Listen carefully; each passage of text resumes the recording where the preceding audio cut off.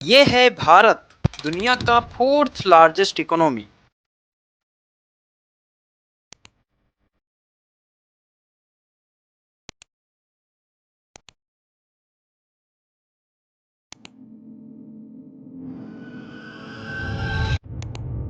और एक तरफ ये भी है भारत।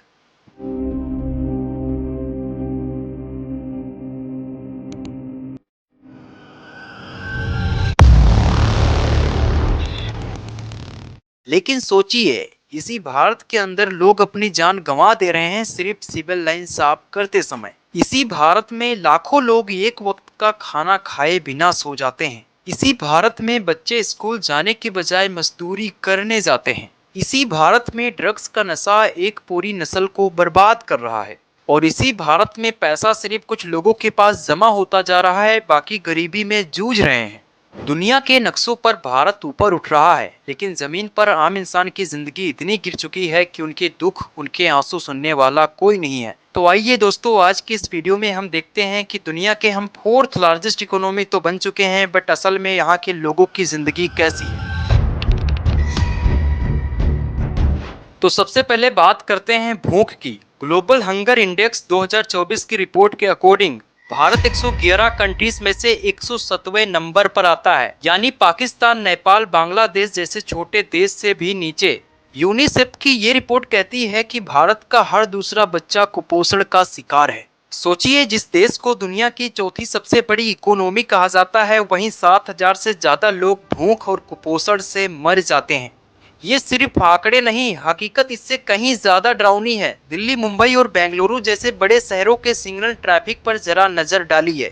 वहाँ मासूम बच्चे भीख मांगते दिखते हैं। उनकी उम्र पढ़ने और खेलने की है। उनके हाथों में किताबों की जगह सिर्फ एक खाली कटोरी होती है, जो पेट की आग को बुझाने से पहले ही उनके सपनों को जला देती है। एजुकेशन, जिसे हमारे देश का फाउंडेशन होना चाहिए, वहीं आज करप्शन का गहरी मार झेल रहा है। एसएससी से लेकर नीट और यूपीएससी जैसे पेपर लीक होना आज के टाइम पर आम खबर बन गई है। अभी हाल ही में एसएससी का पेपर लीक हुआ, जिसकी वजह से लाखों स्टूडेंट का फ्यूचर अनसर्टन हो गया। लेकिन ये पहली बार नहीं हुआ, पिछले 10 सालों में दर्जनों कॉम्पिटेटिव एग्जाम पेपर लीक हो चुके हैं। वर्ल्ड इकोनॉमिक फोरम की एक रिपोर्ट कहती है कि स्किल गैप की वजह से 2030 तक भारत की 53 करोड़ यूथ अनएम्प्लॉयबल हो सकती है। सोचिए, दुनिया को इंजीनियर्स और डॉक्टर्स देने वाला देश खुद ही अपने देश के यूथ को फेयर एजुकेशन भी नहीं दे पा रहा है।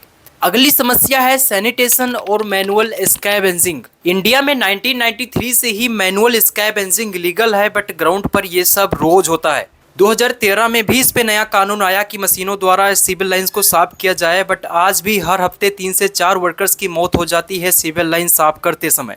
मिनिस्ट्री ऑफ सोशल जस्टिस के मुताबिक 2019 से लेकर 2023 के बीच करीब 4,000 से ज़्यादा मैनुअल स्कैवेंजर्स की मौत हो चुकी है। सोचिए, एक तरफ हम मेट्रो सिटीज को वर्ल्ड क्लास कहते हैं, लेकिन उसी मेट्रो के नीचे इंसान अपनी जान गंवा दे रहा है सिविल लाइन को साफ करते समय बिना सेफ्टी के। ये सिर्फ सैनिटेशन की कमी नहीं है, बल्कि सिस्टम की सबसे बड़ी असफलता है। भारत में 65% पॉपुलेशन यूथ है, लेकिन यही यूथ ड्रग्स की नशा में फंसता जा रहा है। पंजाब में हर तीसरा घर ड्रग्स की नशा से प्रभावित है। दिल्ली, मुंबई और गोवा जैसे शहरों में सिंथेटिक ड्रग्स की सप्लाई लगातार बढ़ती जा रही है।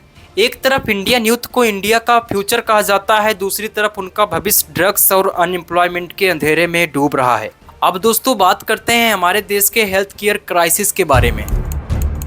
वर्ल्ड हेल्थ केयर ऑर्गेनाइजेशन की गाइडलाइंस कहती हैं कि हर 1,000 लोगों पर एक डॉक्टर होना चाहिए, बट हमारे देश में इसका उल्टा है। हर 1,500 लोगों पर सिर्फ एक डॉक्टर है, वो भी समय से काम नहीं करता।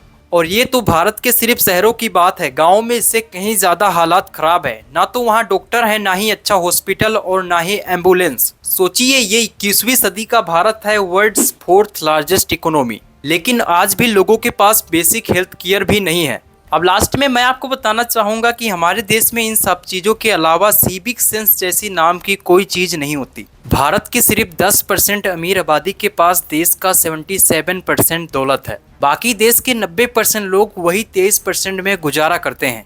दिल्ली, मुंबई जैसे शहरों में एक तरफ लग्जरी गाड़ियाँ और लंबी इमारतें खड़ी हैं, दूसरी तरफ वहीं फुटपाथ पर बच्चे सोते हैं। हमारे देश में साफ पानी, पब्लिक टॉयलेट्स की कमी आज भी आम बात है। आज भी हमारे देश के लोगों के पास सिविक सेंस जैसी नाम की कोई चीज नहीं है। अगर डस्टबिन तक कचरा ले आए हैं तो भी डस्टबिन के बाहर ही फेंक जाएंगे। मतलब सिस्टम और सोसाइटी दोनों ही अपने जिम्मेदारी से भाग रहे हैं। तो दोस्तों, ये है इंडिया की असली तस्वीर। एक तरफ हम कहते हैं दुनिया की हम चौथी सबसे बड़ी इकोनॉमी है, और दूसरी तरफ भूख, भ्रष्टाचार, ड्रग्स, सिविल लाइन डेथ और इनइक्वालिटी हमारी सच्चाई है। तो ये सवाल हम भारतीयों को जरूर सोचना चाहिए कि प्रोग्रेस सिर्फ जीडीपी के नंबरों से मापी जाएगी तो आम आदमी की हालात कौन देखेगा। अगर हम एजुकेशन को सिक्योर नहीं कर पाए, हेल्थ केयर एक्सेसिबल नहीं बना पाए, देश का हंगर नहीं मिटा पाए, तो वाकई में क्या ये प्रोग्रेस मीनफुल है। बहुत बहुत धन्यवाद दोस्तों इस वीडियो को देखने के लिए।